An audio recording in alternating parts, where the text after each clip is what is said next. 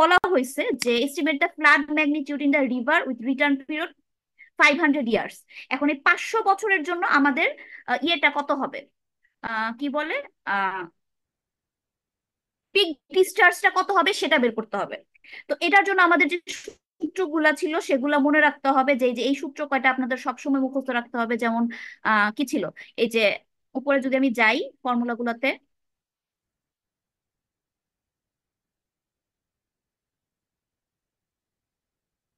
এই যে এটা হচ্ছে আমাদের একটা স্পেসিফিক রিটার্ন পিরিয়ডের জন্য পিক ভ্যালু কত হবে এই সূত্রটা। এক্স বারটা ছিল হচ্ছে আমাদের মিন, আর এটা ছিল হচ্ছে আমাদের স্ট্যান্ডার্ড ডেভিয়েশন। এই দুটো আপনাদের দেওয়াই থাকবে, কেটা হচ্ছে ফ্রিকোয়েন্সি ফ্যাক্টর। ঠিক আছে, এটা আমরা কিভাবে বের করি, এটা বের করি হচ্ছে যে K equal to Y T minus Y N S N. Y টিটা হচ্ছে আমরা একটা ফর্মুলার মাধ্যমে বের করি।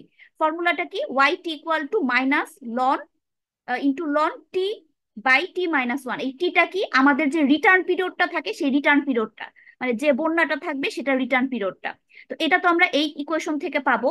এই ওয়াই এন বার আর এস এনটা হচ্ছে আমাদের মুখস্থ করতে হবে অথবা চার্ট থেকে পাইতে হবে।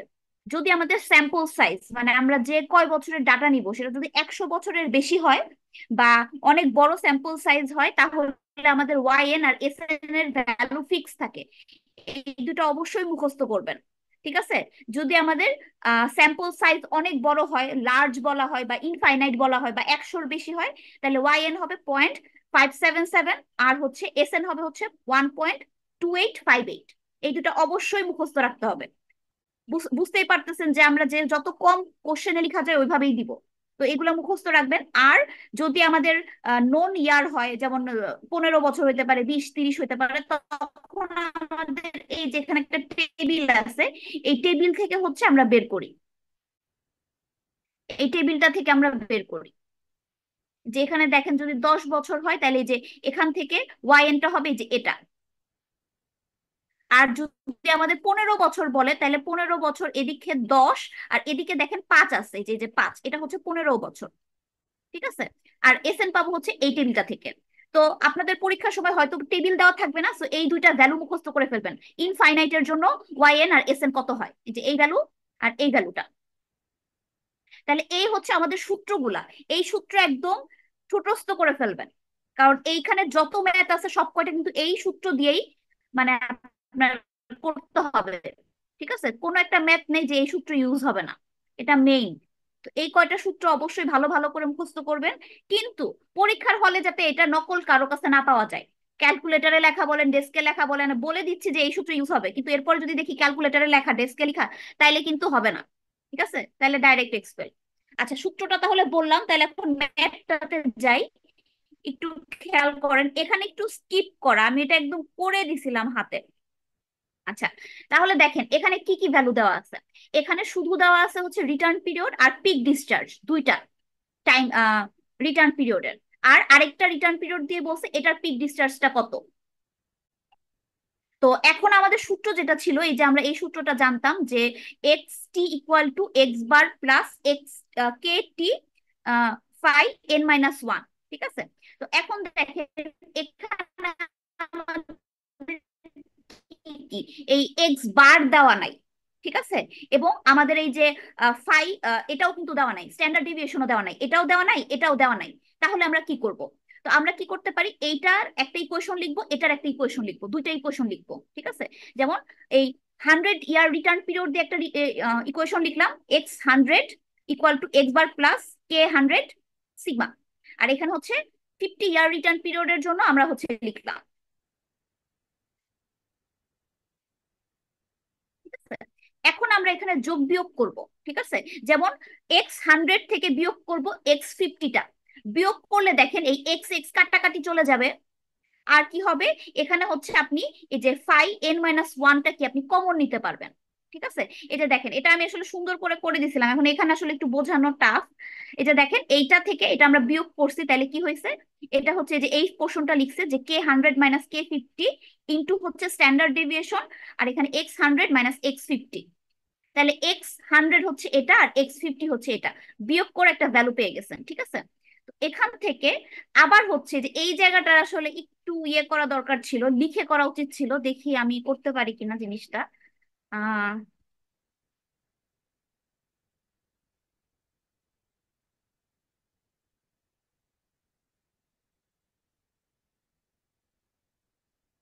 আচ্ছা দেখেন এখানে কি ছিল।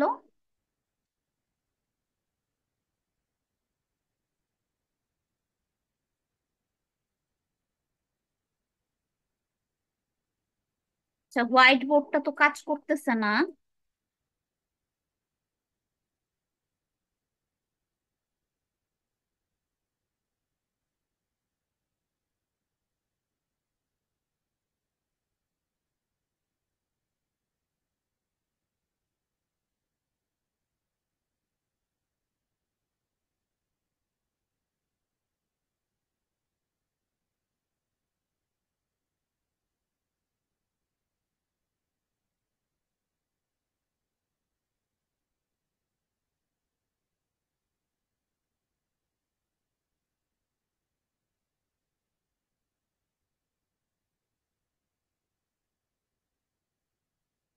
আচ্ছা এখানে আমি এখন আসলে লিখার ইয়ে পাচ্ছি না, ঠিক আছে মানে এডিটের কোনো অপশনই পাচ্ছি না এখানে কোথায়।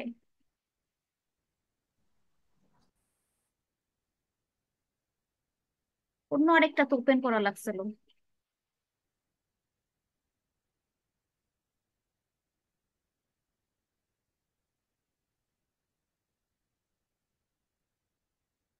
আচ্ছা এখানে দেখেন K100, এটার জন্য যদি আপনি আলাদাভাবে একটা সূত্র লেখেন, কে এর সূত্রটা কি ছিল বলেন তো? Y100, মানে এই যে এটার জন্য আলাদা একটা যদি আপনি সূত্র লেখেন, কে এর সূত্র ছিল YT - YN/SN, তাই না? এই যে এই সূত্রটা ছিল না? আহ কই গেল? এই যে দেখেন, এই যে এই সূত্রটা KT = YT - YN/SN, ঠিক আছে? তাহলে KT এর জন্য আপনি একটা K100 একবার বসাবেন, K50 একবার বসাবেন। তো ওইটা বসানোর পরে আপনি হচ্ছে এই যে এইভাবে এই সূত্রটা পাবেন। এটা আসলে দেখাইতে পারলে ভালো হতো, লিখে তো আমি দেখাইতে পারতেছি না। আচ্ছা দাঁড়ান, আমি দেখি অন্য একটা ইয়েতে আমি ওপেন করে দেখি।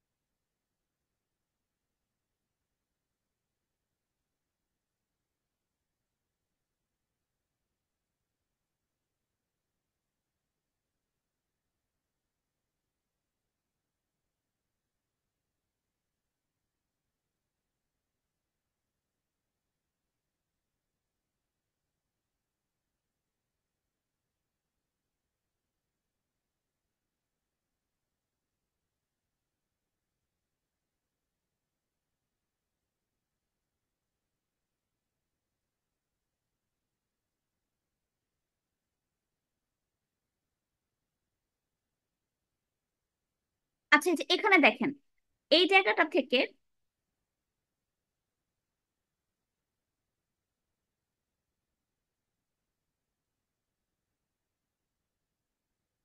এই জায়গাটা থেকে আমরা এই যে এটার জন্য কি করতে পারি, K100 = Y100 - YN, আর এখানে হচ্ছে SN। আবার K50, K50-র জন্য কি লিখতে পারি, Y50 -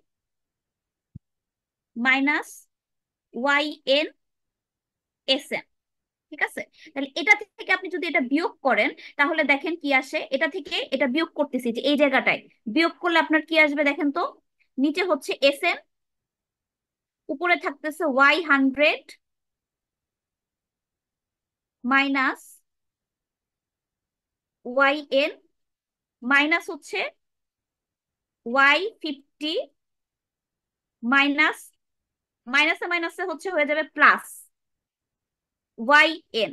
তাহলে দেখেন এই ওয়াই এন কাটা, তাহলে কি থাকতেছে নিচে এস এন আর উপরে কত ওয়াই 100 মাইনাস ওয়াই 50। তো এটাকে আপনি আলাদা করেও লিখতে পারেন, পারেন না, যে ওয়াই 100 এখানে হচ্ছে এস এন মাইনাস এখানে হচ্ছে ওয়াই 50 এস এন। দেখেন এই জিনিসটাই এই যেটা করছে, বুঝতে পারছেন? বুঝতে পারছেন কিনা বলেন। জি ম্যাম। ঠিক আছে, এই জিনিসটা এভাবে করছে। তো এটাই আমি বলতেছিলাম যে আসলে এটা আমি আপনাদের ক্লাসে সুন্দর করে করে দিছিলাম, কিন্তু আপনারা তো ছিলেন না। তাহলে এখান থেকে আপনি হচ্ছে এই যে আলটিমেটলি এই জিনিসটা পেয়ে যাবেন, এই যে এই জিনিসটা পাবেন। আচ্ছা আমি এটা একটু ডিলিট করে দেই।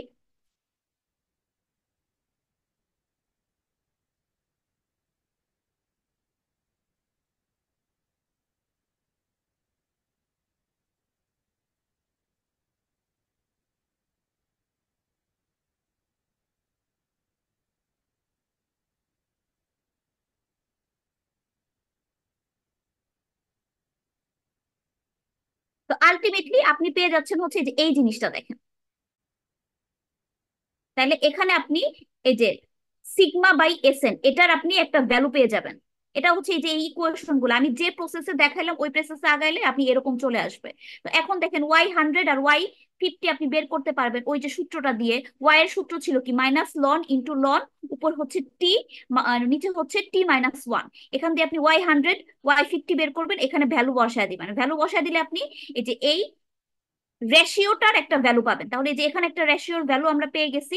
এই রেশিওর ভ্যালু পাওয়ার পরে আমরা কি করব, আমরা হচ্ছে 500 এর জন্য এই যে 500 এর জন্য বের করতে চাই। তাহলে 500 এর জন্য আমাদের ইকুয়েশনটা কি, আমাদের ওয়াই 500টা বের করে নিতে হবে। ওয়াই 500 বের করে এই যে আবার এই যে এই ইকুয়েশনটা আপনি কিসের জন্য করছেন, 100 আর 50-র জন্য করছিলেন এইটা, ঠিক আছে। সিমিলার ভাবে এটা কিন্তু 100 500 বা 50 500 এর জন্যও করতে পারবেন, সেমই ম্যাম, আসবে। জি। ম্যাম ওই যে y 100 - y 50 যেটা ইকুয়েশন হয়েছে, যেটা রেড কালার দিয়ে মার্ক করা, ওইটা হ্যাঁ, কিভাবে আসলো? ওইটাই তো আমি আপনাকে দেখাইলাম, এই যে এই জায়গাটা থেকে আসলো, এই জায়গাটা থেকে। ম্যাম প্রথমে এই আমরা তো যে ইকুয়েশনটা ছিল, এই ইকুয়েশনটা হ্যাঁ, ছিল, এটা থেকে এটা বিয়োগ করছেন, বিয়োগ করে সিম্পলিফাই করলে আপনার আসতেছে এটা। এখন কে 100 আর কে 50 এটার মধ্যে আমি সূত্র বসাইছি। ওই যে কে টির যে সূত্রটা ছিল, কে টির সূত্রটা ছিল না, যে Y T minus Y N আর এস এন, এই সূত্রটা আমি এখানে বসাইছি 100 এর জন্য 50-র জন্য। এই দুইটা বসানোর পর আমি যোগ বিয়োগ করে এই যে এটা পেয়ে যাব, Y 100 minus Y 50 equal to উপরে হচ্ছে আপনার স্ট্যান্ডার্ড ডিভিয়েশন, নিচে হচ্ছে এস এন। এই যে এখানে দেখেন এই যে ওয়াই এনটা তো কাটা যাচ্ছিল, ওয়াই টি বলতে ওই যে আপনার ওয়াই 100 আর ওয়াই 50 আর এস এনটাই যে এখানে আছে, একটা রেশিও পাইছি।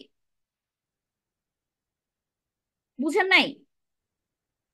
ম্যাম আমাদের তো যেমন ছিল y t/sn আর হচ্ছে মানে yn এরটা, মানে সোজা কথা হচ্ছে y 100 আর হচ্ছে y 50, দুটা রেশিও আর কি sn এর সাথে। হ্যাঁ। তারপরে কি করলেন? তারপরে হচ্ছে ওই তো যে এখন কেটির ওয়াই যে হান্ড্রেড হ্যাঁ। আর হচ্ছে ওয়াই 50-র ভ্যালুগুলো আমি বের করে ফেলছি। ভ্যালুগুলা বের করে আমি যখন বসাবো তখন আমি সিগমা বাই এস এন এর ভ্যালু পেয়ে যাচ্ছি না, এই যে আর ম্যাম এটার ভ্যালু। ম্যাম সিগমা এন এর ইয়াটা আসলো কোথা থেকে, সিগমা n - 1টা? এই সূত্র থেকে, এই যে এটা থেকে, ও এটা আচ্ছা থেকে। আচ্ছা, ওইটার সাথে আবার রিলেশন করবো। সেটাই আমি বলতেছিলাম, তো এটা অনেকগুলা স্কিপ করা হয়েছে, আমি ক্লাসে আপনাদের পুরাটা স্টেপ বাই স্টেপ দেখাইছি। এখানে তো আসলে লিখে করাটা একটু টাফ, অনলাইনে ক্লাস না থাকলে তো সমস্যা হবে। এটা আমি পুরাটা লিখে লিখে স্টেপ বাই স্টেপ দেখাইছি, এখন এসে তো এটা ইয়ে হইলেও চলবে না। আচ্ছা তাহলে এখান থেকে আমি এইটা রেশিওটা পাওয়ার পরে আমরা কি করব, এখানে 100 আর 50-র মধ্যে ছিল, আমরা এখানে 500 100 এর মধ্যে রেশিও করব, অথবা 500 50-র মধ্যে রেশিও করব। যেমন এই যে এখানে হচ্ছে ওরা কি করছে 500 আর 100 এটার মধ্যে করে এই যে এক্স 500 মাইনাস x100 করছে, তাহলে x500টা আমাদের বের করতে হবে। এটা আমাদের দেওয়া আছে। এখানে আমরা y500 বের করতে পারবো সূত্র দিয়ে, y100ও আমরা বের করতে পারবো, y500 y100 বের করতে পারবো। এটা আমরা অলরেডি বের করে আসছি কোথা থেকে, এই যে এখান থেকে। তো সবগুলা বসায় দিলে আপনি x500টা পেয়ে যাচ্ছেন। আচ্ছা, আমি এটা লাইন বাই লাইন করে আপনাদের আপলোড করে দিবনি, এখন এভাবে বলে আসলে এটা করানো হ্যাঁ টাফ। ম্যাম, ম্যাম ওইটাই করেন। আর ওটা বেটার হয় ম্যাম। জি ম্যাম। না, ক্লাস না করলে তো সমস্যা, তাই না? এটা একটা অনেক ইম্পর্টেন্ট একটা অঙ্ক। ম্যাম ওই যে আপনাদের তো ওদিন বৃষ্টি বলাই ছিল তো হয়েছিল, এই কারণে আমরা বৃষ্টি ছিল, ম্যাক্সিমামই আর কি যারা যাওয়া তো হয়নি। আসছিল তো, বাকিরা আসে নাই। আচ্ছা যাই হোক, এটা তাহলে আমি স্টেপ বাই স্টেপ করে তারপর করে দিব। জি ম্যাম। আর এর পরেরটা হচ্ছে কনফিডেন্স লিমিটের, কারণ আমরা যে এই যে ভ্যালুগুলা বের করতেছি, এটা যে সব সময় ঠিক হবে এর কোনো গ্যারান্টি নাই। আমাদের ডাটা কালেকশনে যদি ভুল হয়, তাহলে আমাদের এই ভ্যালুগুলাও কিন্তু ভুল আসতে পারে। তো এখন এই ভ্যালুগুলা কত পার্সেন্ট ভুল, বা হচ্ছে এটা আমাদের অ্যাকচুয়াল ভ্যালুটা কতর মধ্যে হইতে পারে, এরকম একটা আমরা কনফিডেন্স লিমিট বের করি। ঠিক আছে, যে এত পার্সেন্ট কনফিডেন্স লিমিটে আমার এই ভ্যালুটা কত হইতে পারে, মানে অ্যাকচুয়াল যে 500 এর জন্য যে এটাই আসবে তা না। এটা একটা রেঞ্জ আমরা দিতে পারি যে এই রেঞ্জের মধ্যে আসবে, মানে 500 বছর পরে আমাদের এই রেঞ্জের মধ্যে কোনো একটা ডিসচার্জ আসবে। তো ওইটা হচ্ছে সেই কনফিডেন্স লিমিটের কনসেপ্টটা। একটা রেঞ্জ দিয়ে দিব, কারণ অ্যাকচুয়াল যে এটাই আসবে তার কোনো গ্যারান্টি নাই, কারণ ডাটাতে আমাদের ভুলও থাকতে পারে। তো এখানে কয়েকটা কনফিডেন্স লিমিট আছে, যেমন ধরেন এখানে হচ্ছে যে সি বলতেছে, এটা ফাংশন অফ কনফিডেন্স প্রবাবিলিটি। এটা হচ্ছে আমরা জেড ভ্যালু বলি। আপনারা যে যদি ইয়ে করে থাকেন, ওই যে স্ট্যাটিস্টিক্সে বা অনেক জায়গায় আপনারা এটা করছেন যে কনফিডেন্স লেভেল, বিভিন্ন কনফিডেন্স লেভেলে জেড ভ্যালু কত। এখানে জেড ভ্যালুটাকেই বলা হয়েছে কি function of confidence probability C. ঠিক আছে, যেমন দেখেন এখানে 50%-এর জন্য আপনার জেড ভ্যালু বা এই কনফিডেন্স প্রবাবিলিটি হচ্ছে 0.674, এটার জন্য 1, এটার জন্য হচ্ছে আরো বেশি, এটার জন্য মেইনলি আপনি 95-এরটা মনে রাখবেন। 95টা ম্যাক্সিমাম জায়গায় আমাদের ইউজ করা হয়, যে 95% কনফিডেন্স লেভেলে আমাদের যে ডিসচার্জটা হবে সেটার ভ্যালু কত হইতে পারে। মানে এটা একটা রেঞ্জ, কারণ কেউ তো একদম কারেক্টলি এগুলো প্রেডিক্ট করতে পারবে না, এগুলো তো সব প্রেডিক্টেবল। আপনি যেটাই প্রেডিক্ট করবেন ওইটাই আসবে, এটা কিন্তু কখনো হয় না। তো ওইটাই যে আপনি যে প্রেডিক্ট করতেছেন সেটা, সেই ভ্যালুটা আসলে কত থেকে কতর মধ্যে হইতে পারে, কমও হইতে পারে আবার বেশিও হইতে পারে। অ্যাকচুয়ালটা আসলে আমরা বের করতে পারি না, তো ওইখান থেকে এই কনফিডেন্স লিমিটেড 1 2 বলতে বোঝাচ্ছে একটা হচ্ছে আপার লিমিট, একটা হচ্ছে লোয়ার লিমিট। ঠিক আছে, যদি ধরেন আপনার ভ্যালুটা যদি হয় যে 500 মিটার কিউব পার সেকেন্ড, ধরেন আপনি পাইছেন 500 মিটার কিউব পার সেকেন্ড।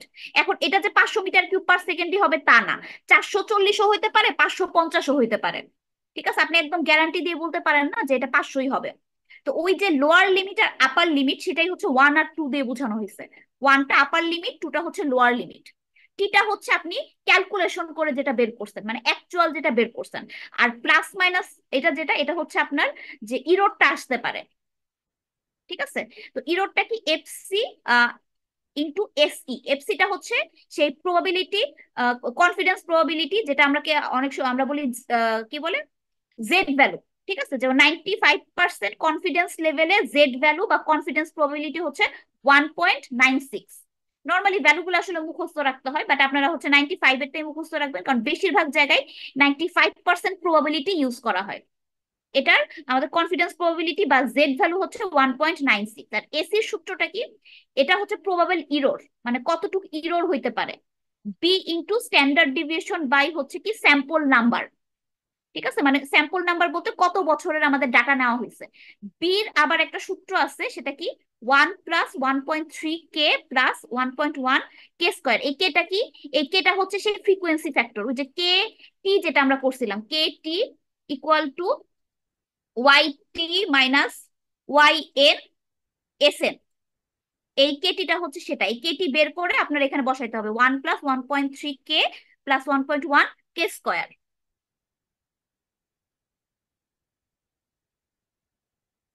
তো এটা পেয়ে গেলে আপনি জাস্ট এখানে বসায় দিবেন, বসায় দিলেই আপনি লিমিটটা দেখেন, প্লাস মাইনাস আছে, প্লাস করলে আপার লিমিট পাবেন, মাইনাস করলে হচ্ছে লোয়ার লিমিটটা পেয়ে যাবেন।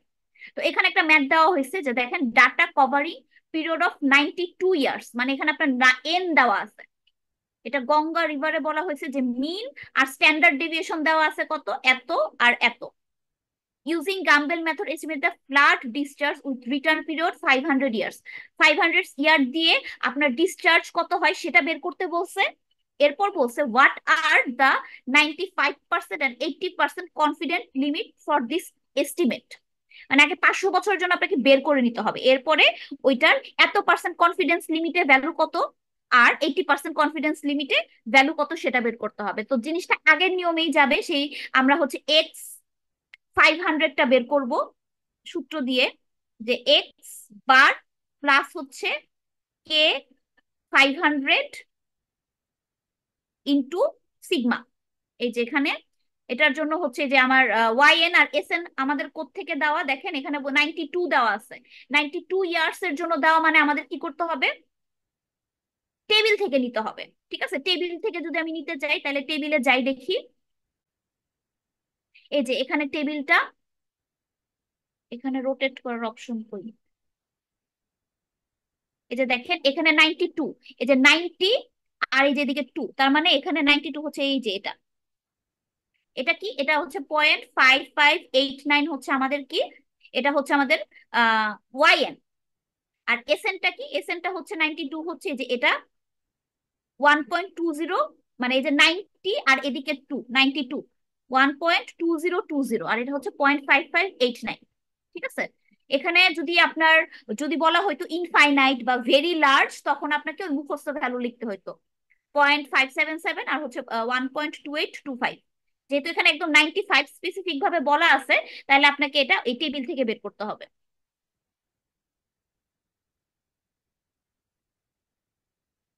তাহলে দেখেন এই যে এই ভ্যালুগুলা, এটা হচ্ছে ওই যে আমরা যে দেখলাম।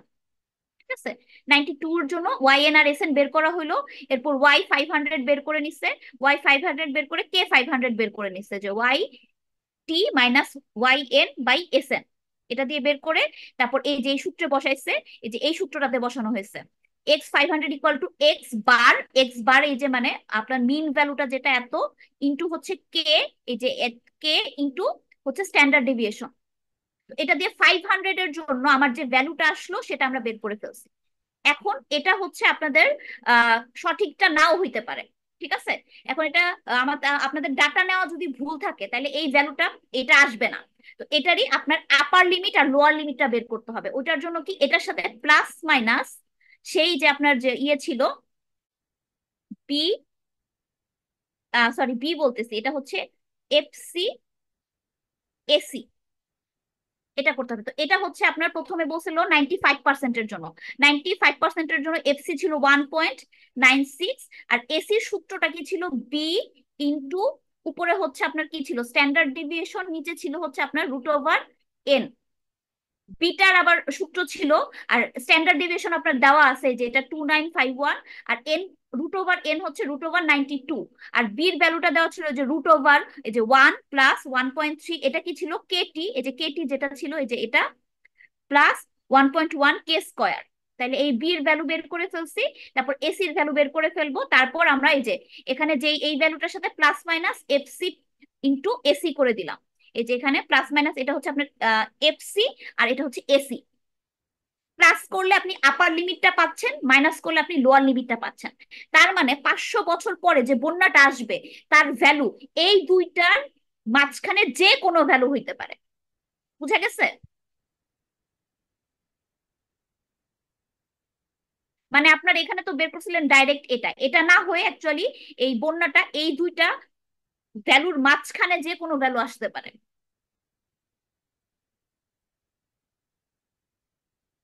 সিমিলারলি হচ্ছে এখানে আপনার 80% কনফিডেন্স লিমিটের জন্য আপনার এফসি হচ্ছে 1.282, এটা দিয়েও আপনি বের করে ফেলতে পারেন। এই দুইটা ছিল, আর লাস্টে ছিল হচ্ছে রিস্ক আর রিলিয়েবিলিটি। রিস্ক আর রিলিয়েবিলিটির মধ্যে হচ্ছে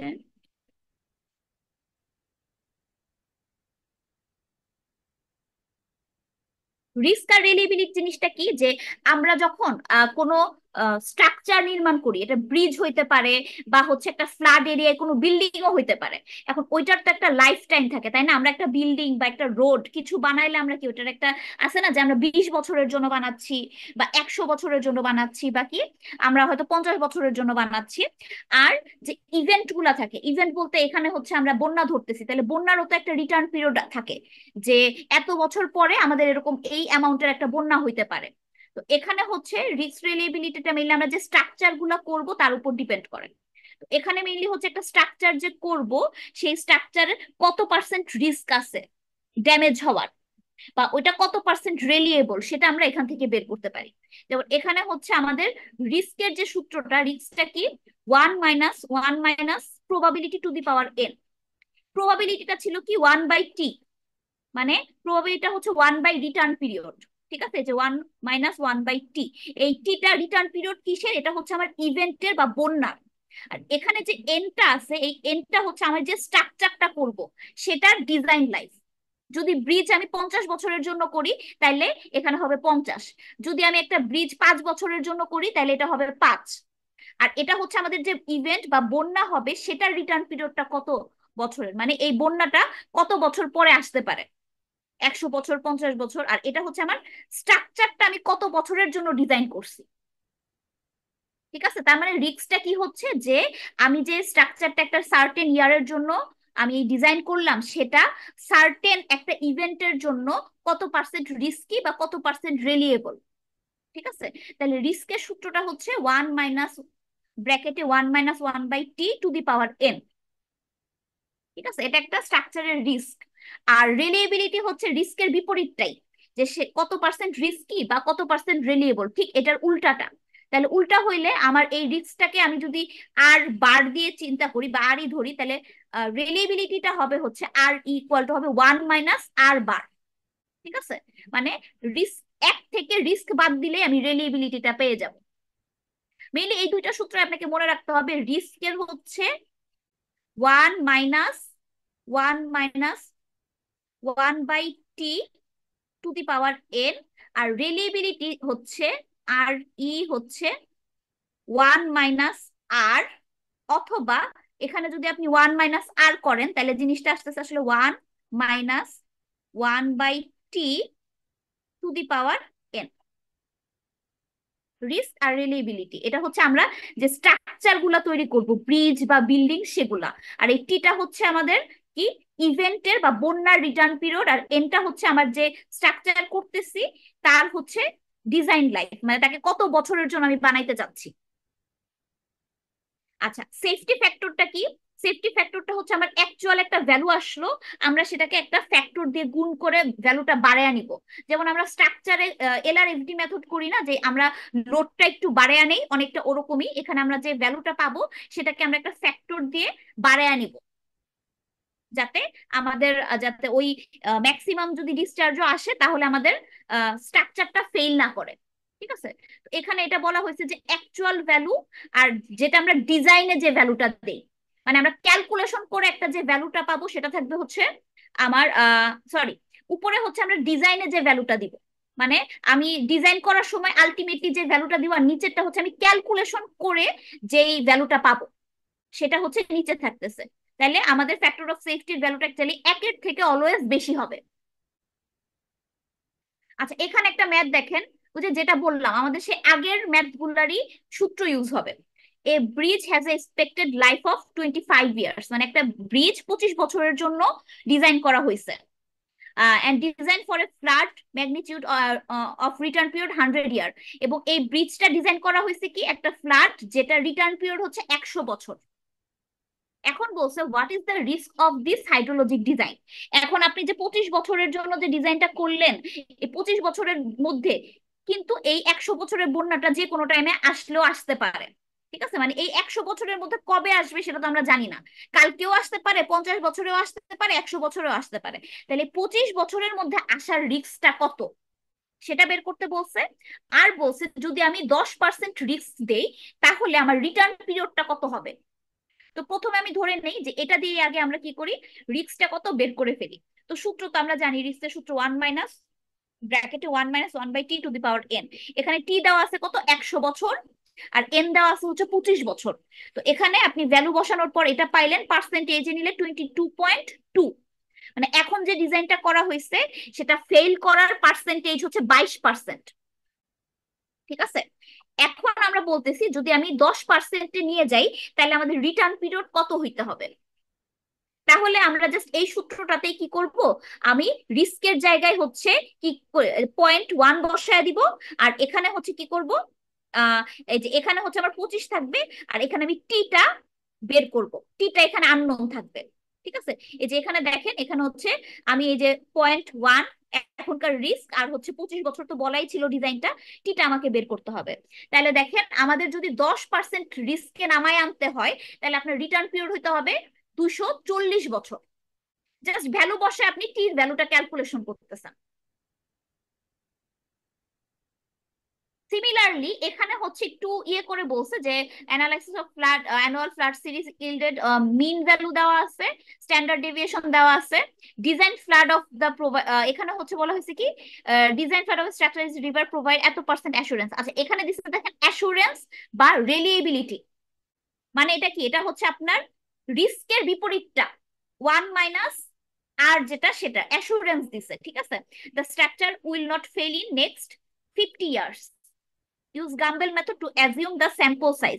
এখানে আচ্ছা স্যাম্পল সাইজটা ধরতে বলছে কি ভেরি লার্জ বা ইনফাইনাইট। তাহলে প্রথমে আমাকে কি করে নিতে হবে, আমাকে আসলে এই যে এখানে কত বলছে যে আহ, এই যে 90% অ্যাসুরেন্সে আমি একটা রিটার্ন পিরিয়ড পাবো, সেটা আমাকে প্রথমে বের করে নিতে হবে। অ্যাসুরেন্স বা রিলিয়েবিলিটির সূত্রটা কি ছিল, R E equal to 1 - 1/t to the power N. ঠিক আছে, তাহলে রিলিয়েবিলিটি এখানে দাও 0.9, আর এখানে টিটা হচ্ছে আমাকে বের করতে হবে, আমাকে টি রিটার্ন পিরিয়ড কিন্তু এখানে দেখেন কোথাও দেওয়া নাই। আর এটা এনটা কি বলছে যে দেখেন will not fail in next 50 years, মানে আপনার স্ট্রাকচারটা বলা হয়েছে 50 বছরের জন্য, তাহলে এটাতে হচ্ছে 50।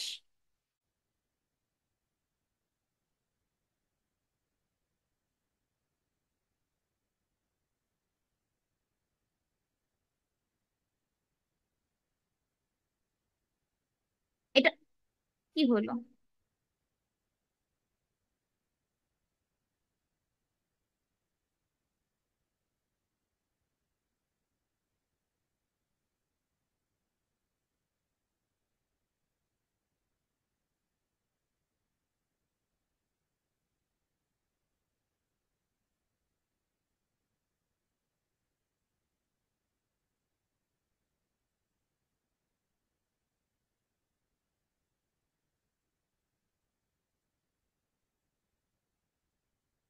আচ্ছা এখানে যেটা বলতেছিলাম, তাহলে দেখেন রিলিয়েবিলিটি আমার 0.9 দেওয়া, এখানে সূত্রে যদি আপনি বসায় দেন আপনার ডিজাইন পিরিয়ড ছিল হচ্ছে স্ট্রাকচারটা 50 বছর, এখানে বসায় দিলে আপনি একটা রিটার্ন পিরিয়ড পেয়ে যাচ্ছেন।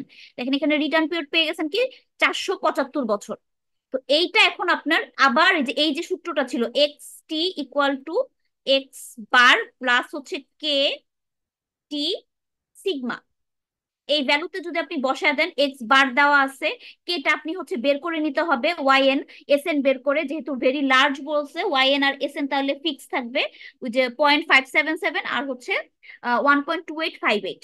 আর এই সিগমাটাও আপনার এখানে দেওয়া আছে, স্ট্যান্ডার্ড ডেভিয়েশন আর মিন, সেটা বসানোর পরে আপনি হচ্ছে ইয়ে পেয়ে যাবেন, মানে এই যে এক্সটিটা বের পেয়ে যাবেন, এই এক্সটিটাই আসলে বের করতে বলছে। তো এটার জন্য এক্স বার দেওয়া, কে এর জন্য হচ্ছে যে আপনার এই ভ্যালুটা ইউজ করা হয়েছে, আর এই ওয়াই টি বের করছে হচ্ছে যে minus ln ln into T by t-1।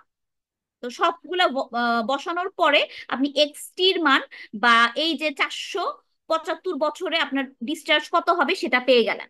ঠিক আছে, তো ওরা এখানে এইটাই চাইছে যে আমাদের যে কত ডিজাইন ফ্লাড হবে যদি আপনি এত পার্সেন্ট অ্যাসুরেন্স নিয়ে একটা স্ট্রাকচার 50 বছরের জন্য ডিজাইন করেন।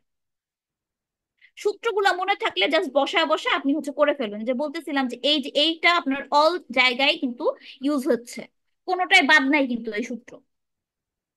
আর লাস্টলি হচ্ছে একটা ফ্যাক্টর অফ সেফটি বের করতে বলছে, সিমিলার ভাবেই দেখেন যে অ্যানুয়াল ফ্ল্যাট।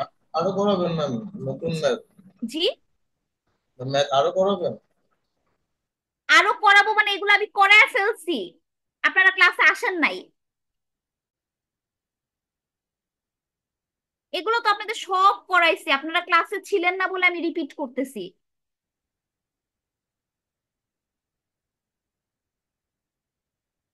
এখানে তো তিনটা ম্যাথ মাত্র, এই যে 7.13, 14 আর হচ্ছে 15।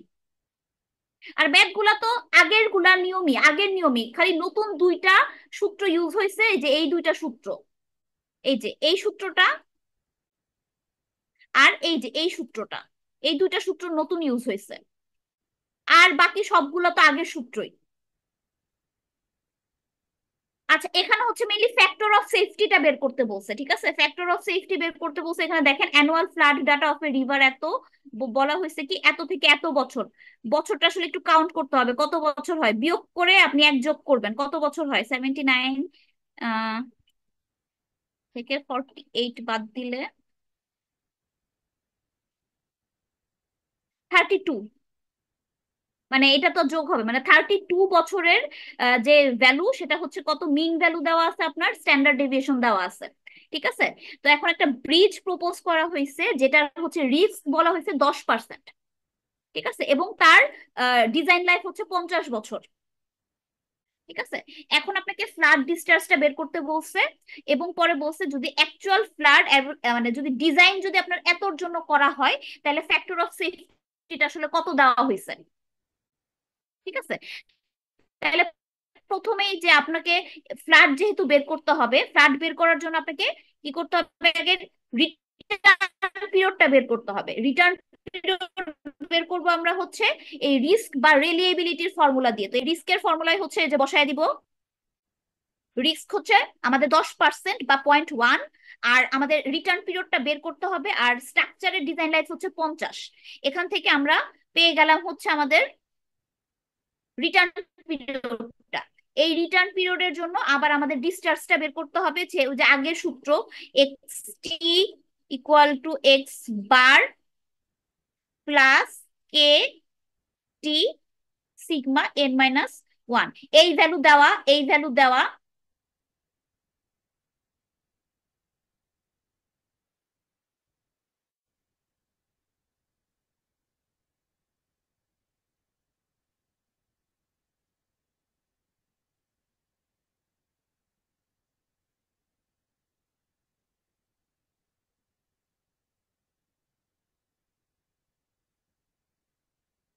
কি হচ্ছে?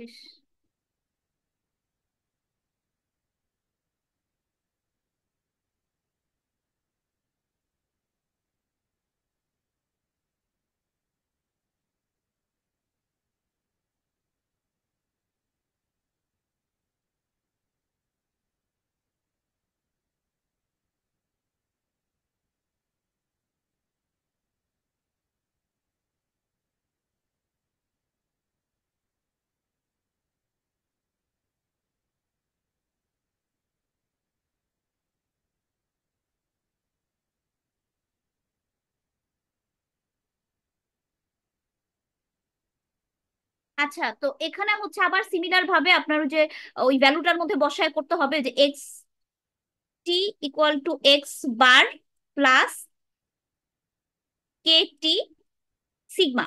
তো কেটির জন্য আবার এই যে আপনার এই ইয়েটা বের করে দিতে হবে, ওয়াই, এই যে এটার জন্য আপনাকে ওয়াই এন এস এন, এটা হচ্ছে কি আপনার কত বছরের জন্য?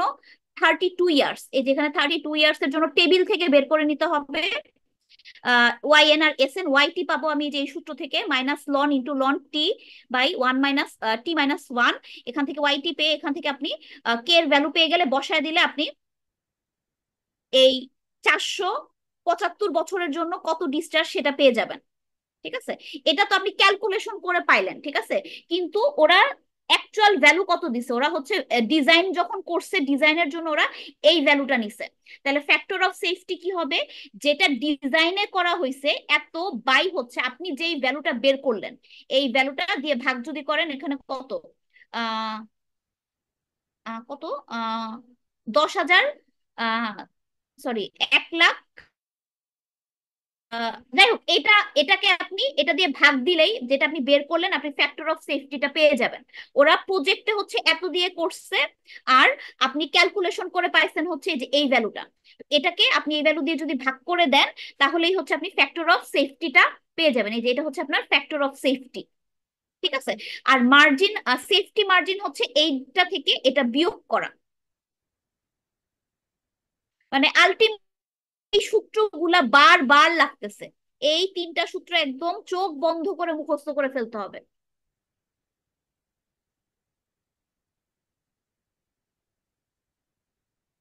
আচ্ছা, বুঝা গেছে। এখানে কয়েকটা ম্যাথ আছে কিন্তু সূত্র কিন্তু খুবই খুবই কম।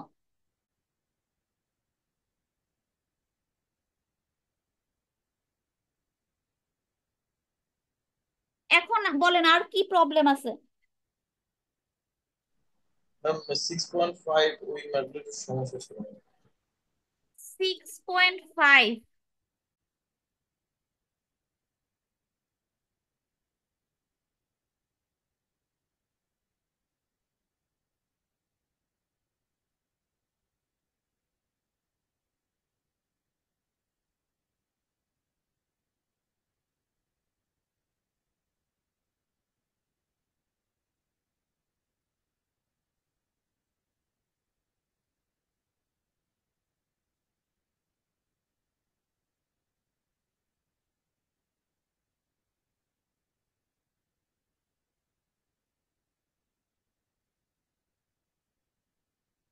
এটাতে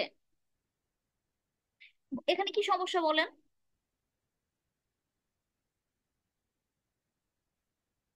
কে বললেন প্রবলেম আছে 6.5-এ?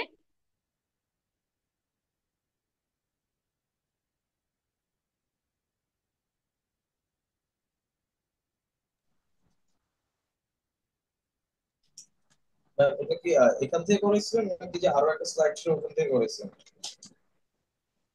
সেমই, ম্যাথগুলো তো সেমই। 6.5। মানে 6.5 আর 6.6 ম্যাম ওই যে ব্রেক থ্রু গুলো হয়েছে ওখানে ঝামেলা। এই যে এখানের যে এগুলা এগুলা জি ম্যাম।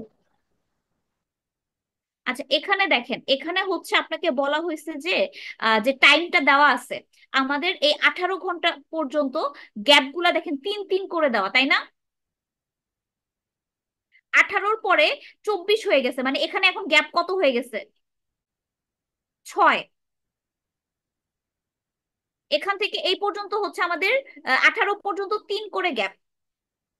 আর আপনার এই যে এই জায়গাটাতে 24 থেকে এই পর্যন্ত 42 পর্যন্ত বা 40, এই যে 60 পর্যন্ত আপনার হচ্ছে কত, 6 করে গ্যাপ।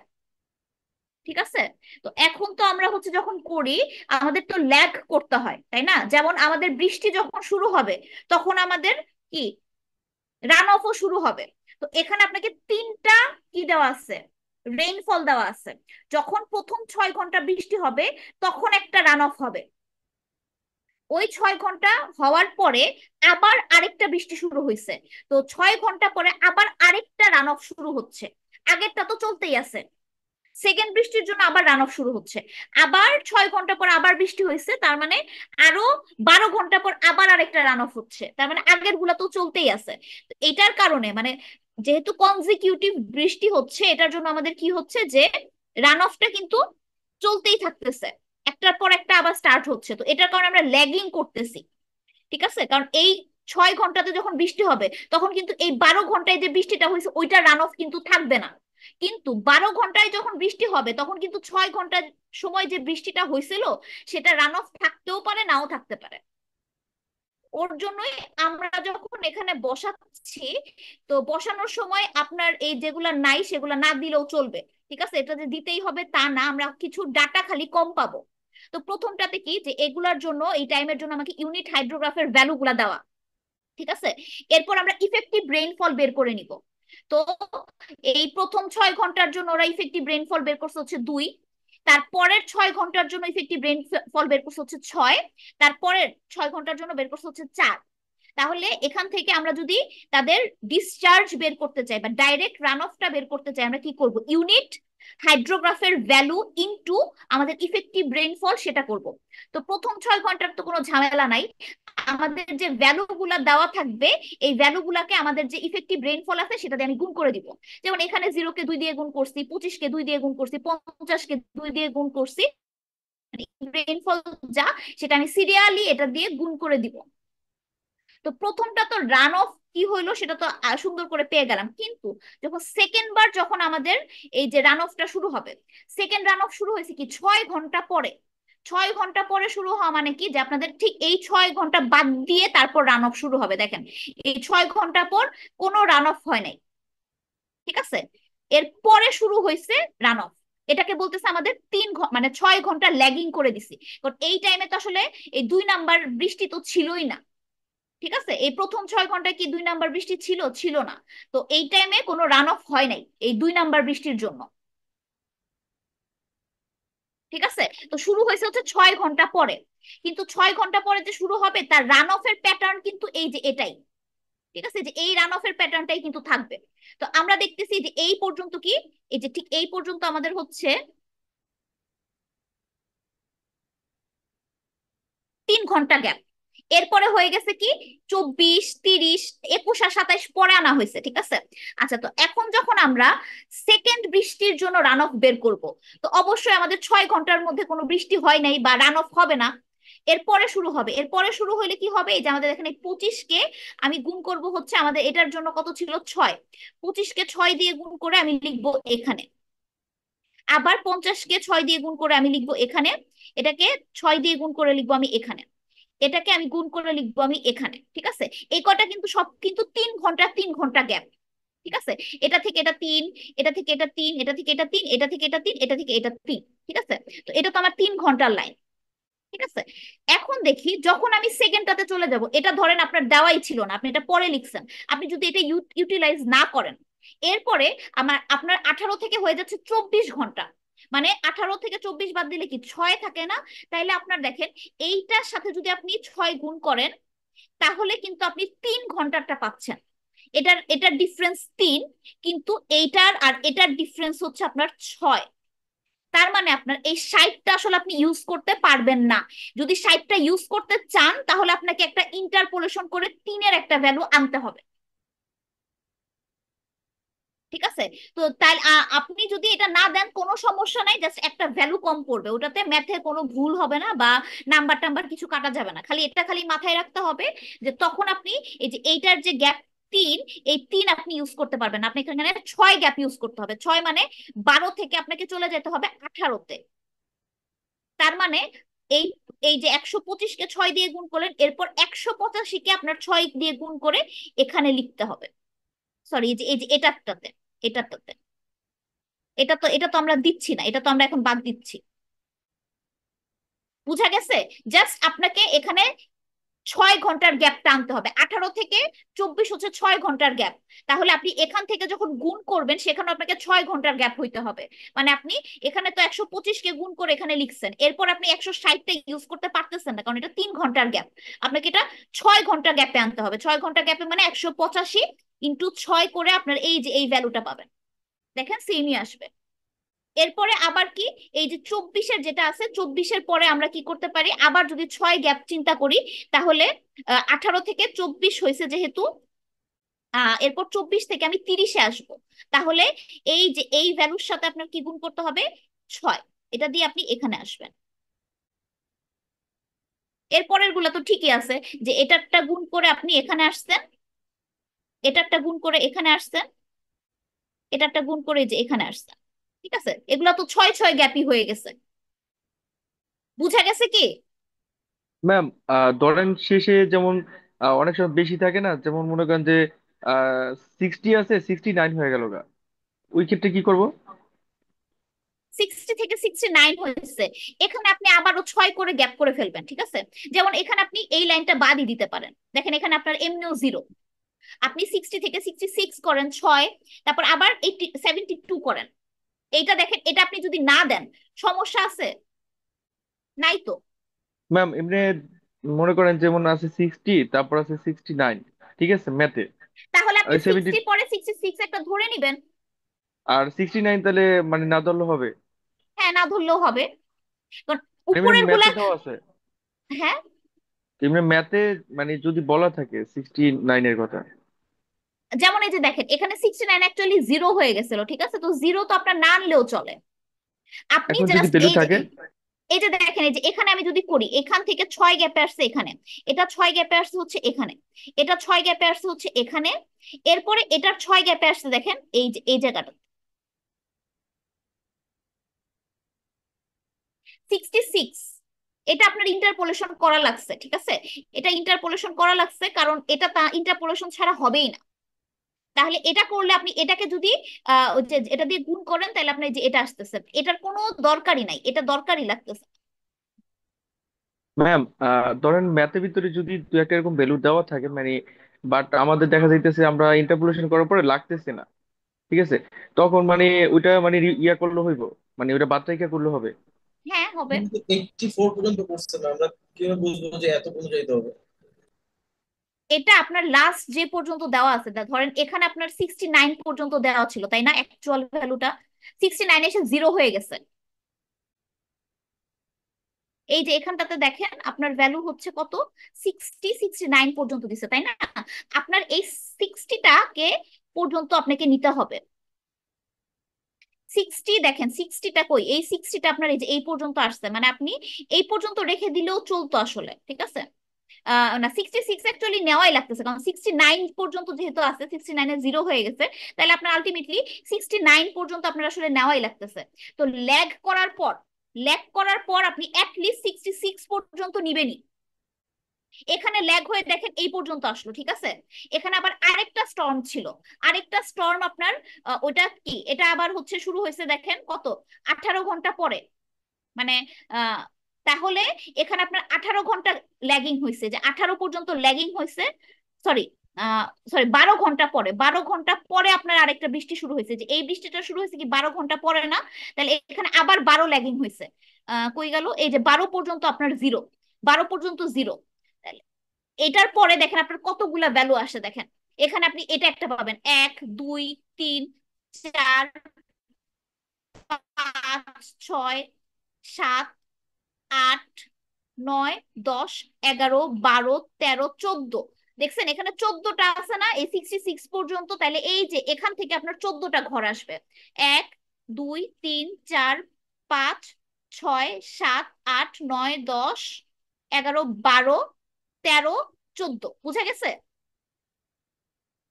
ম্যাম লাস্ট ল্যাগিং এর উপরে আর কি নির্ভর করবো যে কত পর্যন্ত যাব? হ্যাঁ, হ্যাঁ, মানে আপনি দেখেন 66 পর্যন্ত আপনি ভ্যালু পাচ্ছেন, 69-এ আসলে জিরো হয়ে গেছে, তাই না?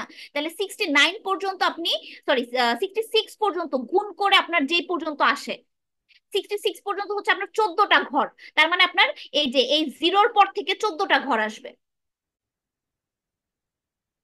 বুঝতে পারছেন?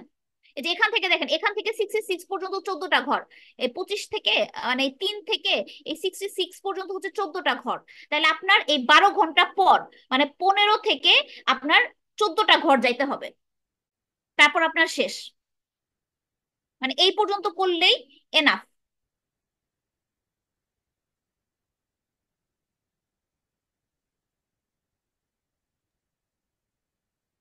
আর কোনো প্রবলেম? ম্যাম একটু ক্লাসটা একটু রিভিউ করে দিন, মানে যে আমরা পরীক্ষার জন্য জাস্ট কোন কোনটা দেখবো আর কি ম্যাথ গুলা। শোনেন, এখানে আপনাদের সবকিছুই বিশ্বাস করেন অনেক কম করানো হয়েছে, আইবির কারণে অনেক প্রবল হয় নাই, যা পড়াইছি বিশ্বাস করেন 100%-এর মধ্যে 80%-ই আপনাদের পরীক্ষায় চলে আসছে। এই হাইড্রোগ্রাফ গুলা কি কি, ইউনিট হাইড্রোগ্রাফ কাকে বলে, ফ্যাক্টর গুলা কি কি, আর তিন ধরনের না, মানে হচ্ছে এই যে কয়েকটা ম্যাথ করানো হয়েছে না, যে আপনার ইউনিট হাইড্রোগ্রাফ থেকে আপনার নর্মাল স্টর্ম হাইড্রোগ্রাফ বা ফ্লাড হাইড্রোগ্রাফে নেওয়া, তারপর আবার ফ্লাড হাইড্রোগ্রাফ থেকে ইউনিট হাইড্রোগ্রাফে নেওয়া এস কার্ভের, তারপর আবার একটা ছোট অঙ্ক করানো হয়েছিল, একটা ট্রায়াঙ্গুলার হচ্ছে এরিয়া দিয়ে একটা করানো হয়েছিল না ম্যাথ। সবগুলাই আসলে মোটামুটি ইম্পর্টেন্ট। এই যে এই যে এখানে একটা ম্যাথ করানো হয়েছিল, ছোট একটা ম্যাথ, এটাও ইম্পর্টেন্ট। এই যে এটা, তারপর হচ্ছে আপনাদের যেটা মাত্র করাইলাম,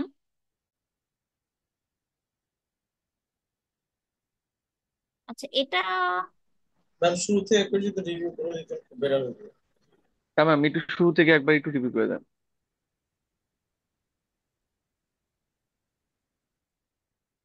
আচ্ছা ফার্স্টে থিওরি তো বললামই। ম্যাথ আমি কোনগুলা করাইছি? ম্যাথ ম্যাম হচ্ছে থিওরিগুলো, ম্যাম থিওরিগুলো একটু বলবেন। আমি থিওরি 100 বার বলে ফেলছি। আমি প্রতিটা ক্লাসে বলছি, আমার এখন আজকে আর বলা উচিত হবে ম্যাম না। লাস্ট বার একটু বলে দেন। এখন আমি মিস একবার একবার একটু বলে বলে দেন ফেলছি। ম্যাম, প্লিজ একটু বলে দেন ম্যাম। সিক্স, এটা অনেকবার বলছে, আর বলবো না।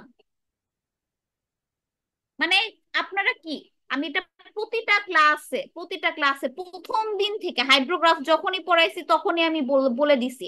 এত কেয়ারলেস হইলে তো চলবে না। আচ্ছা 6.2 ম্যাথটা করাইছি, ঠিক আছে। 6.2-র কনসেপ্টটা অবশ্যই দরকার হবে, যদিও 6.2 ডাইরেক্টলি আসার কোনো চান্স নাই, বাট 6.2-র কনসেপ্টটা খুবই দরকার। এই যে এই পোর্শনের যে কনসেপ্টটা, এটা খুবই important. Six point ma'am, three না, 6.3 ম্যাম হচ্ছে ওই যে আপনাদের গত বলছিলেন মিডের যে, মধ্যে করানো হয়ে গেছে। ম্যাম ওই বলছিলেন জি, যেমন হাইড্রোগ্রাফ ইউনিট, হাইড্রোগ্রাফ ফ্যাক্টর, আর হচ্ছে হাইড্রোগ্রাফের কম্পোনেন্ট। কি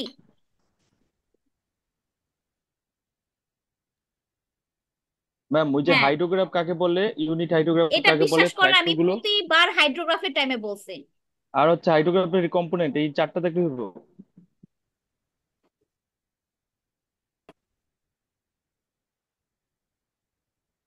হ্যাঁ, যেগুলা পড়াইছি এর থেকে বেশি কি আমি থিওরি পড়াইছি? আচ্ছা এরপর 6.5 ম্যাথটা, এগুলা রিলেটেড বুঝছেন। 6.5, তারপর হচ্ছে 6.6, 6.5, 6.6। ম্যাম 6.3 দরকার না, এটা বলছিলাম ম্যাম, কথা কেটে আসছিল।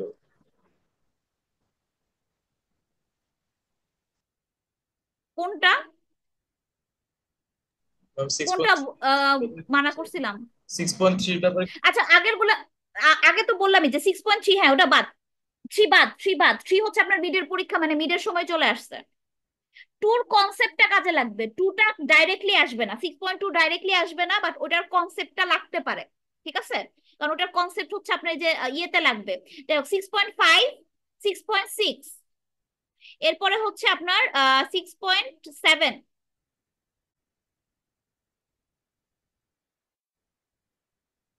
6.7, 6.7-এ আপনার কিন্তু 6.2-র কনসেপ্টটা আছে, ঠিক আছে। 6.7 আপনার 6.2-র কনসেপ্টটা দরকার হয়েছে। 6.7 আর হচ্ছে আপনাদের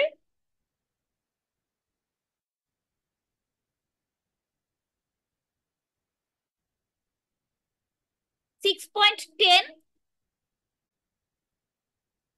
আর এটা হচ্ছে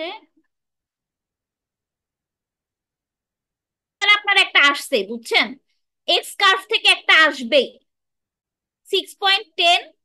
মানে এটা আসলে আমার বলে দেওয়ার কিছু নাই, এই দুইটা থেকে একটা ম্যাম ম্যাথ আপনার কথা একবারে কেটে কেটে ম্যাম অবশ্যই আসতেছে, কথা বুঝতে কেটে কেটে যাইতেছে না, আসতেছে।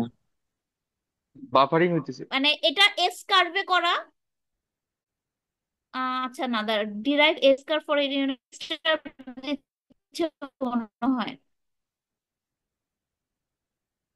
আচ্ছা সিক্স ম্যাম পয়েন্ট 6.8, ইলেভেন আর ম্যাম সিক্স পয়েন্ট ম্যাম 6.8 এর পর টুয়েলভ, কি বলছেন কিছু এই বুঝে যায় দুইটার নাই। একটা আসবে বুঝছেন। এস কার্ভ 11, 12, 11, 12, মানে আমি দুনিও করেছেন।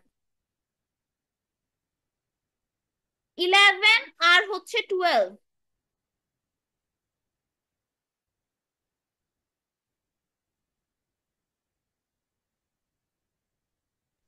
ম্যাম 6.8 তো বলেন নাই।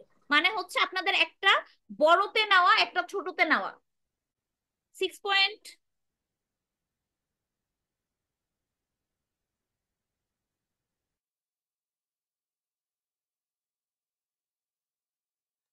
ম্যাম এক্সাম্পল 6.7 এর পরে কি বলছেন? কথা ঠিক মতো বোঝা যায় না, এই যে বাফারিং হয়েছে, কথা কাইটে কেটে আসতেছে। ম্যাডাম নাই।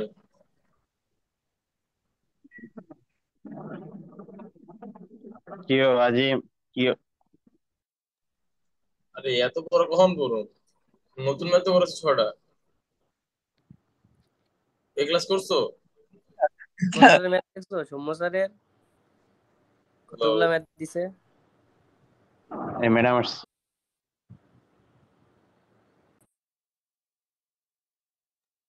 ম্যাম এক্সাম্পল 6.7 এর পরে কি বলছেন, ওটা এরপর আর কি বোঝা যায় না কিছু কথা।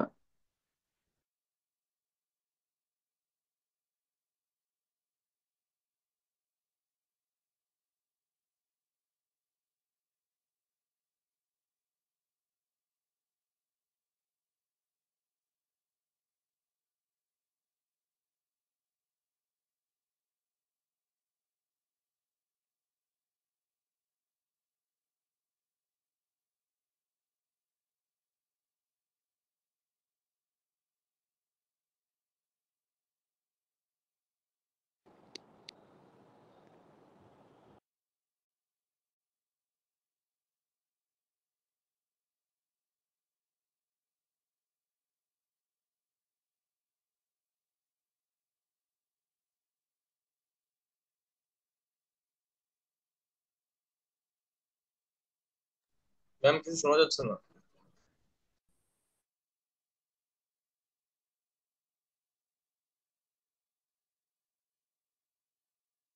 আচ্ছা 6.8 এটা আছে, ঠিক আছে, 6.8 আছে। এরপরে হচ্ছে এস কার্ভের ম্যাথ। এস কার্ভের ম্যাথ হচ্ছে আপনার এই যে 11 আর 12 করলেই হবে।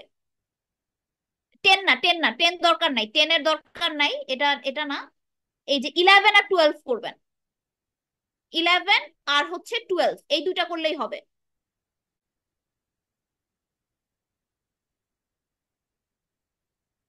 ঠিক আছে, এস কার্ভ থেকে কিন্তু একটা ম্যাথ আসবেই। মানে আপনাদের কোশ্চেন অ্যানালাইসিস করা শিখতে হবে, যে টপিক গুলা করাইছি সো বোঝাই যায় যে এটা অনেক ইম্পর্টেন্ট। যেমন এস কার্ভের দুইটা ম্যাথ করাইছি, দুইটা থেকে একটা অবশ্যই আসবে, হয়তো ছোট থেকে বড় অথবা বড় থেকে ছোট। মানে এখানে এটা হচ্ছে আপনার 12 থেকে, সরি এখানে হচ্ছে আপনাকে কি বলছে, 4 থেকে 12তে নিতে বলছে, 4 থেকে 12তে নিতে বলছে এটা। মানে আপনার 4 ইউনিট হাইড্রোগ্রাফ থেকে 12 ইউনিট হাইড্রোগ্রাফে নিতে বলা। আর পরেরটা হচ্ছে আপনার বড় থেকে ছোট 4 থেকে 2তে নিতে বলা হয়েছে, 4 ইউনিট হাইড্রোগ্রাফ থেকে 2 ইউনিট হাইড্রোগ্রাফে নিতে বলা হয়েছে।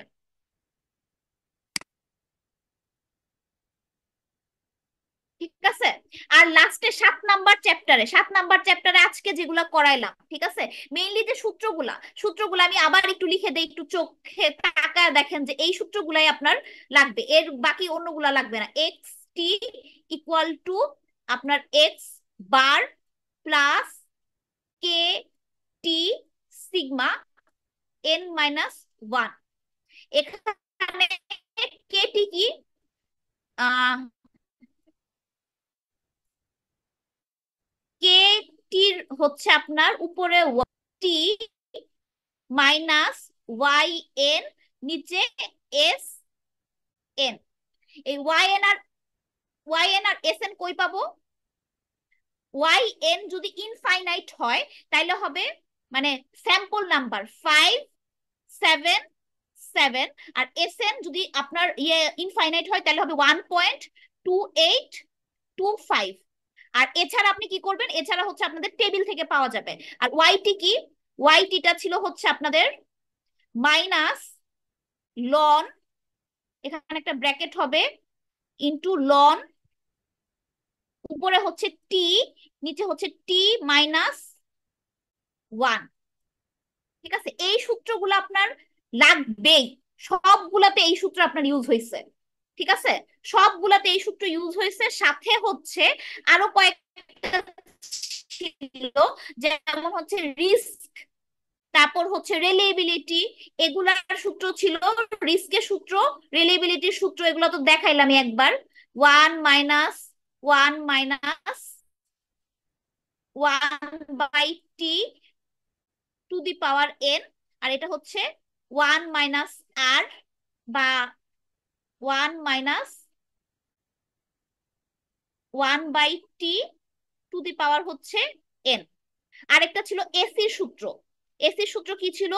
বি ইন্টু উপরে হচ্ছে আপনার ফাই আর নিচে হচ্ছে √n। আবার বিটা কি ছিল? বিটা ছিল হচ্ছে আপনার equal to √1 plus 1.1 k plus 1.3 K square. এই সূত্রগুলাই, ঠিক আছে, এই সূত্রগুলা একটু সুন্দর করে লিখবেন, লিখে মুখস্থ করবেন, তারপরে হচ্ছে করা শুরু করবেন।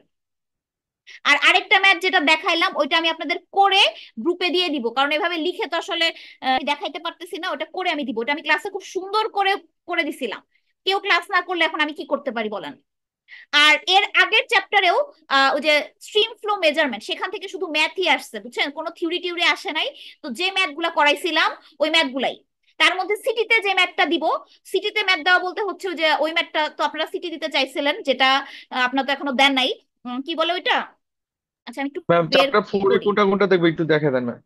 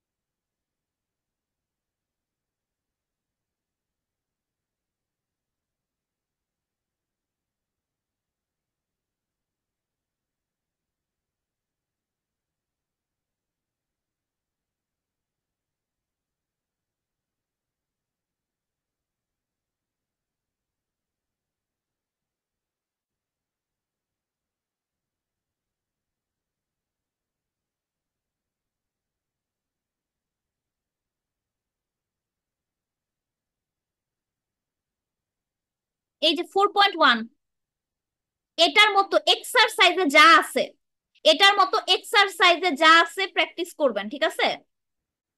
এটা তো এখানে আছেই, ঠিক এই সিমিলার ম্যাথই আপনার এক্সারসাইজেও আছে, ঠিক আছে? এক্সারসাইজও প্র্যাকটিস করবেন, বুঝতে পারছেন? 4.1 প্লাস হচ্ছে এই রিলেটেড যে এক্সারসাইজ আছে সেটা, এরপরে হচ্ছে আপনার ছোট একটা ম্যাথ ছিল, এই ট্রেসারের অঙ্কগুলা, যে ট্রেসারের যে ম্যাথ ছিল, এই যে এই 4.2, 4.1, 4.2,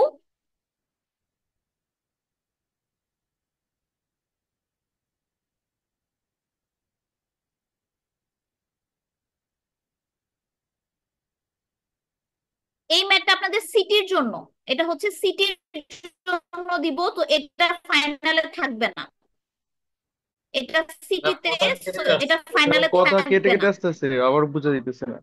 ফোর এটা পয়েন্ট টু সিটির জন্য। পর্যন্ত বুঝা গেছে ম্যাম। জি, 4.2 পর্যন্ত কথা বুঝে গেছে, তারপরে আবার হাঁপিয়ে গেছে। এটা হচ্ছে সিটির জন্য 4.5, 4.5 হচ্ছে সিটির জন্য, বুঝতে পারছেন? 4.5 হচ্ছে সিটিতে থাকবে, এক্সামে থাকবে না, ফাইনাল এক্সামে থাকবে না।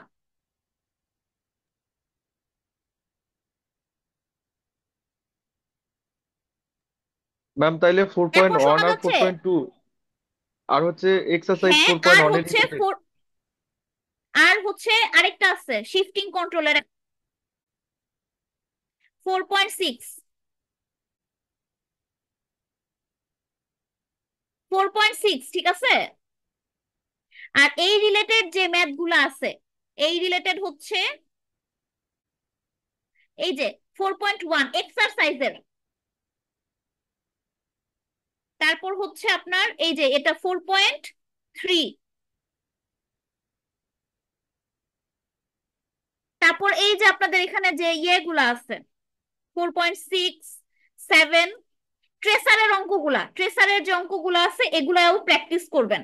ওইখানে তো একটা দেওয়া আছে, এখানে প্র্যাকটিস না করলে আপনাদের এই যে গ্যালন পার লিটার, তারপর হচ্ছে মিলিমোল, এগুলাতে ঝামেলা হইতে পারে, যে পিপিএম, এগুলা কিন্তু সুন্দর করে করে দিছিলাম আমি, এগুলা একটু প্র্যাকটিস করবেন।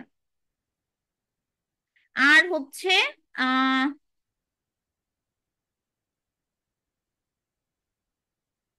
এই যে 4.12, মানে 3 ধরনের ম্যাথ, ঠিক আছে?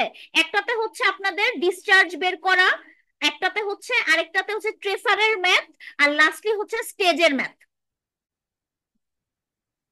ওইখান থেকেও করবেন, এক্সারসাইজ থেকেও করবেন। এক্সারসাইজে কিন্তু একটু চেঞ্জ আছে, ঠিক আছে? আর এখান থেকে তো কোনো থিওরি থাকবে না, থিওরি অনলি আপনার হাইড্রোগ্রাফ থেকে থাকবে,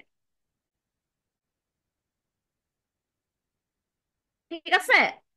ম্যাম থিওরি কি 5 মার্কের মতো থাকবে? আহ ভুলে গেছি, 5-6 হইতে পারে। ম্যাথ গুলা কমই আছে বুঝছেন, একটু 1-2 দিনেই আপনি করতে পারবেন, খালি বুঝে বুঝে করবেন। দরকার হলে গ্রুপ করে পড়বেন, 2-3 জন মিলে গ্রুপ করে বুঝে বুঝে পড়বেন, অনেক কাজে দিবে তাহলে। ম্যাম এখন তো আর সম্ভব না, পরীক্ষা। মানে পরীক্ষার আগে তো 1-2 দিন পাবেন না, একদিন তো পাবেন অ্যাটলিস্ট। ম্যাম একদিন পাচ্ছি মাত্র। আর আমি আপনাদের কতবার হচ্ছে বলছিলাম যে এগুলা কিন্তু বাসায় একটু প্র্যাকটিস করবেন, স্পেশালি হাইড্রোগ্রাফের ম্যাথ গুলা। হাইড্রোগ্রাফের ম্যাথ মানে ক্লাসে মনে হয় আচ্ছা ওকে ঠিক আছে, কিন্তু বাসায় গিয়ে 1-2বার না দেখলে ভুলে যায়। আমিও তো স্টুডেন্ট ছিলাম আপনাদের মতো, ওই টাইমটাতে আমরাও ভুলে যাইতাম। সব পরীক্ষার আগে রেখে দিলে তো ঝামেলা, পরীক্ষার আগে সব কাভার করা যায় না। যদি একবার বুঝেও রাখতেন তাহলে এত প্যারা খাইতেন না। মানে ছুটির মধ্যে যদি একটু জাস্ট বুঝে রাখা, প্র্যাকটিস করা না, বাট সবগুলা ম্যাথ জাস্ট বুঝে রাখাচ্ছে এভাবে এভাবে জিনিসগুলা হচ্ছে, তাহলে পরীক্ষার আগে প্রিপারেশন নিতে সুবিধা হয়। যাই হোক, বেস্ট অফ লাক। মানে যা যা অঙ্ক খুবই কমই করানো হয়েছে বুঝছেন, একটু মানে স্ট্র্যাটেজিক ভাবে পড়াশোনা করবেন। যেমন ধরেন লাস্টে 7 নাম্বার চ্যাপ্টারে ওই সূত্রগুলা মুখস্থ করতে পারলে আপনি হাফ মার্কস পেয়ে যাবেন, 5। বুঝতে পারছেন কি বলছি? ওই সূত্রগুলা বারবার বারবার ইউজ হয়েছে, ওইটাই যদি আপনি পড়ে ফেলেন আপনার 5 মার্কস শিওর। আর ওই কটা ম্যাথ যদি প্র্যাকটিস করেন তাহলে আপনার 10 শিওর হয়ে যাচ্ছে। আর এখানে এই চ্যাপ্টার 4 নাম্বার চ্যাপ্টারে আপনাদের 3টা নিয়মের ম্যাথ করানো মেইনলি, ঠিক আছে? যে উইক দিয়ে তারপর আলটিমেটলি ডিসচার্জ বের করা, ট্রেসারের মাধ্যমে ডিসচার্জ বের করা, আর স্টেজের মাধ্যমে ডিসচার্জ বের করা, 3টা ম্যাথ। তো এই 3টা ম্যাথ আপনি যদি ভালো করে প্র্যাকটিস করেন, এখানেও আপনার মোটামুটি 10-এর মতো কি কারেক্ট হয়ে যাবে, এগুলাতে কোনো থিওরি নাই। এরপর আসেন হাইড্রোগ্রাফ। হাইড্রোগ্রাফে 2টা সেট থাকবে। তো 2টা সেটের মধ্যে আপনার যে পোর্শন গুলা সবচেয়ে, যেমন এস কার্ভ থেকে কিন্তু থাকবেই, মানে এটা আমি না বললেও একজন যারা কোশ্চেন অ্যানালাইজ করে বোঝাই যায়, এস কার্ভ অনেক very very very very important. 2টা করাইছি, 2টাই যদি আপনি ভালো করে প্র্যাকটিস করেন তাহলে আপনার ওইখানে অনেক মার্কস কভার হয়ে যাচ্ছে। আর থিওরিও অনেক কম, এই কাকে বলে, তারপর ফ্যাক্টর গুলা কি কি, তারপর হচ্ছে এলিমেন্ট গুলা কি কি, এখানেও দেখেন প্রায় আপনার একটা সেট কভার হয়ে যাচ্ছে। এরকম স্ট্র্যাটেজিক ভাবে আপনাকে পড়তে হবে, টাইম কম, কোনটুক পড়ে আপনি বেশি কভার করতে পারেন সেভাবে পড়া লাগবে। বুঝতে পারছেন কি বলছি? মিস তাহলে আমাদের চ্যাপ্টার 7, 4 আর 6 নাকি, এই তো? হ্যাঁ হ্যাঁ, এই 3টাই। ওকে মিস, ওকে। দুইটা আচ্ছা, সেট বেস্ট হবে অফ কোন লাক। চ্যাপ্টার আর হচ্ছে থেকে? আপনার সিটি কবে দিবেন বলেন? এখন ওই যে পরীক্ষার দিনই কি দিতে চান? যদি রুম ফাঁকা থাকে তাহলে হয়তো বা নেওয়া যাইতে পারে। নো মিস, পসিবল না, কোনোভাবেই পসিবল না। তাহলে কুইজের টাইমে দিতে হবে। মিস কুইজে তো কোনো আমাদের গ্যাপ নাই, একেবারে পড়ার পর এক্সাম, ওইটা কিভাবে সম্ভব? না, কুইজের পরে নিতে হবে আপনার। তাহলে সিটিটা তো আমাকে নিতে হবে, নিতে হবে না? মিস আমাদের কুইজ মেবি 5 তারিখ শেষ, তারপর দিব আপনাকে টাইম জানিয়ে দেবো 7 অথবা 8 তারিখ। তাহলে 5 তারিখ শেষ হওয়ার পরের দিনই দিতে হবে, পরের দিন যেদিন খোলা থাকবে ওই দিনই দিতে হবে, ঠিক আছে? জি মিস, একটা টাইম জানাই পিছালে আমি দিবেন। তাহলে নিব না, তাহলে আপনাদের একটা সিটিই থাকবে। আপনারা নিজেরা পিছায় এখন যদি পরে লাস্টে না দেন তাহলে তো আমার তো কিছু করার থাকবে না। কুইজ শেষ হওয়ার পরের দিনই আপনাদের সিটি এক্সাম দিতে হবে, ঠিক আছে? সবাইকে জানায় দিবেন। ম্যাম আমাদের আগের রেজাল্ট গুলা দিবেন না?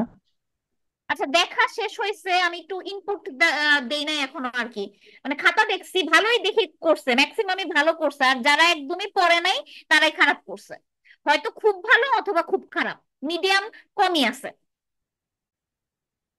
তো আপনারা বুঝতেই পারতেছেন যারা যা করছেন আর কি। মানে আমি খাতা হয়তো খুব ভালো পাইছি বা খুব খারাপ পাইছি, আর মিডিয়াম লেভেলে কমই আছে, হাতে গোনা কয়জন মাত্র, হয়তো 20-এর ঘরে অথবা 10-এর ঘরে এরকম।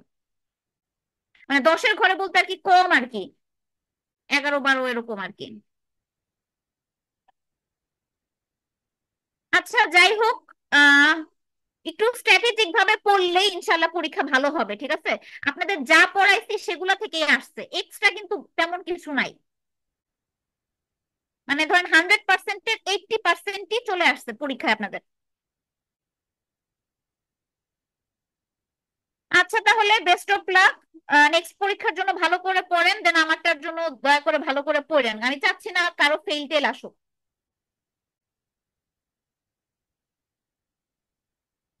ম্যাম রেকর্ডটা দিয়ে দিন। আচ্ছা ঠিক আছে, আর এটা বাইরে যাতে না যায়, ঠিক আছে? সাজেশন টাজেশন সব দিয়ে দিলাম, পরে বাইরের মানুষ শুনে তো আমাকে ধরবে যে সাজেশন দিচ্ছি। ঠিক আছে ম্যাম। নিশ্চিন্ত